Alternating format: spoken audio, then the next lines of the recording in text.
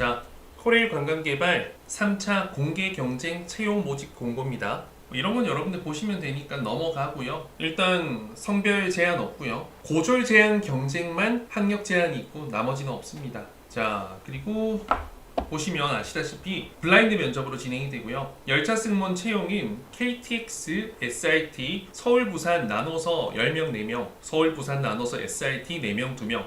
SRT가 항상 채용 인원이 적습니다. 실제로 필요한 인원이 적기도 한데 퇴사도 적은 편이라서 아무래도 규모가 크니까 KTX가 더 퇴사율도 높고 또 필요한 인원도 많겠죠. 그래서 이런 좀 차이가 있다라는 거, 그런 부분 알고 계시면 되겠고요.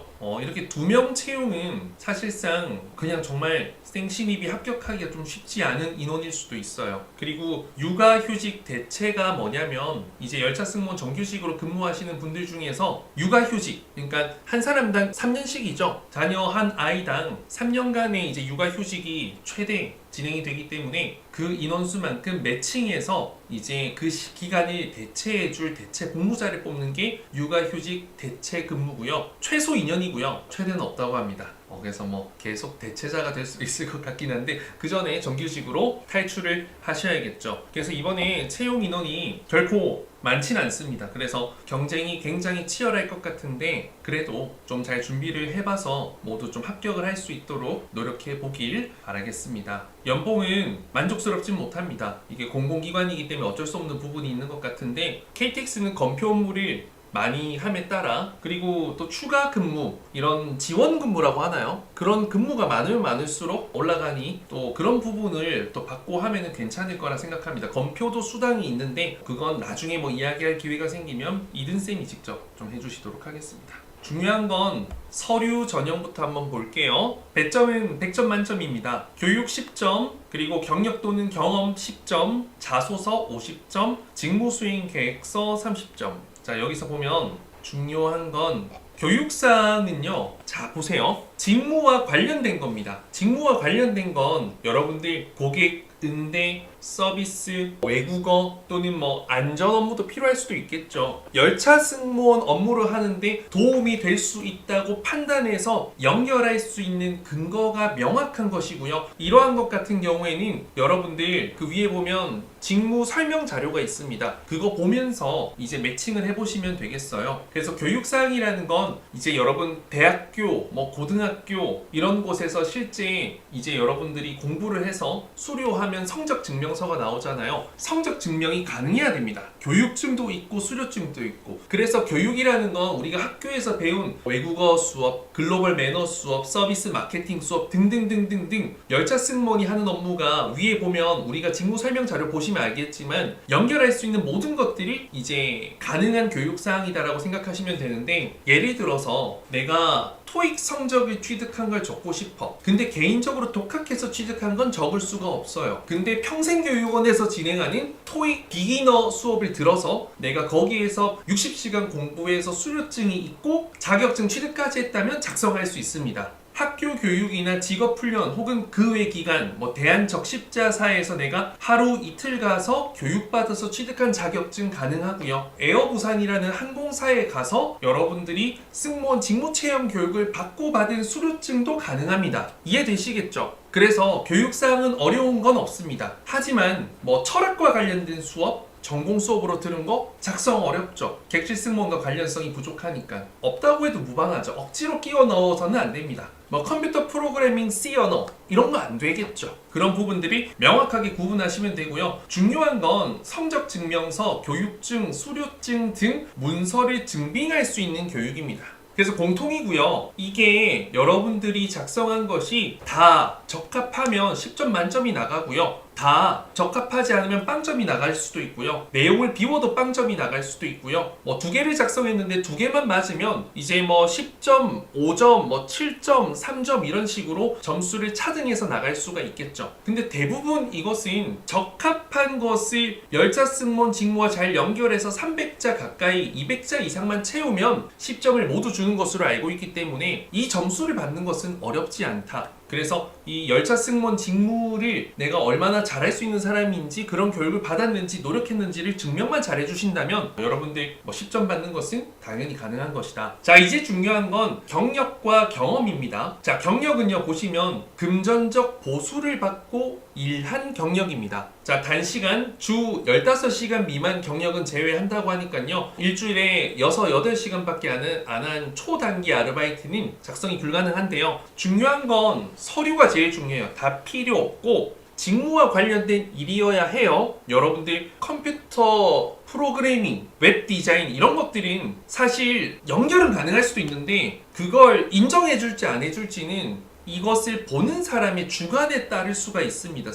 사실 내가 웹 디자인인데 고객을 응대하는 업무를 했을 수도 있잖아요. 고객사 미팅. 그래서 이런 부분들을 인정해줄 수도 있고 인정해주지 않을 수도 있는데 사실상 더 중요한 건 서류예요. 자, 경력증명서 또는 재직증명서가 나와야 되고요. 근무기간이 기재되어야 한다고 했기 때문에 이 근무기간을 받을 수 있는 것이 중요합니다. 그리고 건강보험 자격특실 확인서, 이거는 국민건강보험관리공단인가? 거기에 들어가면은 나오게 되는 거예요. 그래서 자격특실 확인서 확인이 안 되는 경력은 미인정, 거기도 근무 경력이 나와 있거든요. 이 두 개가 반드시 공통적으로 충족되어야 한다라는 것을 알고 계시면 되겠고요. 경력으로만 3개를 다 채우셔도 되지만 제가 추천하는 것은 경력 2개, 경험 하나, 혹은 찐경력 하나, 경험 2개, 이런 게 오히려 좀 낫지 않을까 생각합니다. 자, 예전에는 경험사항에 서류 증빙이 불가능한 아르바이트도 저희가 적었어요. 그래서 4대 보험이 없고 3.3% 프리랜서만 받았던 그 돈을 받았던 부분을 경험으로 기록을 했었거든요. 근데 언제부턴가 코레일 관광개발이 채용을 계속 진행하면서 이러한 부분들을 제한하기 시작했고요. 이제는 돈을 받은 것은 아예 경험으로 취급하지 않고요. 돈을 받은 것은 서류를 증빙받았을 때 경력으로 인정되지, 그렇지 않으면 이건 작성할 수 없는 내용이기 때문에 자기소개서는 직무수행 계획서에 작성하시는 것이 맞습니다. 그래서 경험은 봉사활동 제일 좋고요.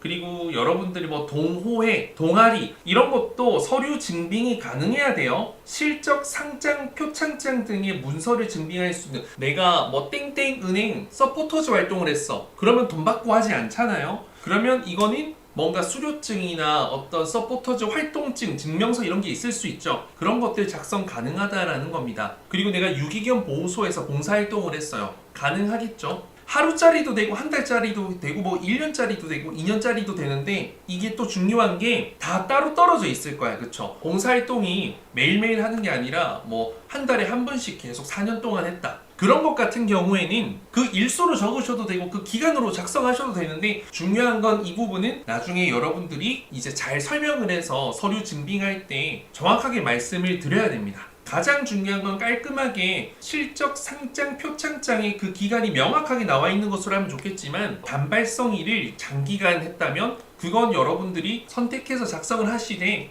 이제 현장에서 서류 증빙하는, 면접 합격 후에 하는 그 과정 절차에서 이 부분을 잘 설명하시면은 가능합니다. 여기서 중요한 건 증명서 확인이 되지 않는 폐업된 거, 기간이 오래된 거, 자, 경력 경험상 미인정한다고 합니다. 이런 케이스들도 되게 많더라고요. 간판이 바뀌고 사장이 바뀌었다. 나 거기서 일했는데 못 받는데 어떻게? 사용할 수 없다는 거 알고 계시면 되겠습니다.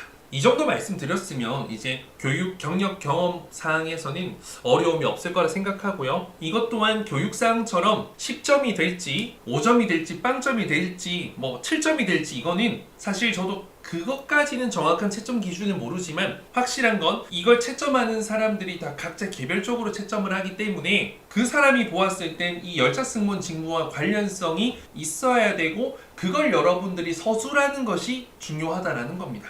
그게 억셉터블 할 수 있을 만큼 연결이 돼야 한다라는 것을 알고 계시면 되겠고요. 자, 자기소개서 50점입니다. 자, 불성실한 작성, 동일 단어 공란, 최하점을 받게 되고요. 빵점이겠죠. 직무수행계획서 30점. 자, 근데 사실상 5개 항목 직무수행계획서 천자 이런 것들을 거의 완벽하게 채우면 기본적인 점수가 그래도 20-30점은 주어질 겁니다. 직무수행계획서도 10점, 20점, 뭐 10점 정도는 기본으로 깔고 가겠죠. 그래서 정말 잘 적은 것은 뭐 50점 줄 수 있고 45점 줄 수 있고 48점 줄 수 있겠지만, 대부분 30점에서 40점 사이에서 왔다 갔다 20점에서 25점 사이에서 왔다 갔다 하지 않을까 싶어요. 그래서 중요한 건 제가 실제로 이 서류 전형의 면접관으로 참여하셨던 제가 두 분, 세 분의 면접관님을 알고 있거든요. 실제로 직접 만나 뵙고 대화도 해봤고 어떤 환경에서 어떻게 이걸 평가하고 어떤 사람에게 점수를 잘 줬는지도 제가 다 직접 두세 분에게 들었습니다. 그랬을 때 가장 중요한 건 제가 이것만큼은 말씀드릴 수 있습니다. 글의 전체적인 빈틈없는 완벽성이 중요한 게 아니라요. 그 글 속에 여러분들의 생각과 가치관, 여러분들만의 철학이 있냐 없냐가 정말 중요하고요. 두 번째, 추상적이지 않은 것이 중요합니다. 서류를 보는 분들이 열차 승무원 출신 분들은 아니거든요. 서비스나 관광산업, 항공서비스 관련된 전문가, 교수님들이세요. 그분들이 보았을 때 열차 승무원이라는 직무를 완벽하게 이해하고 있지 않으시더라도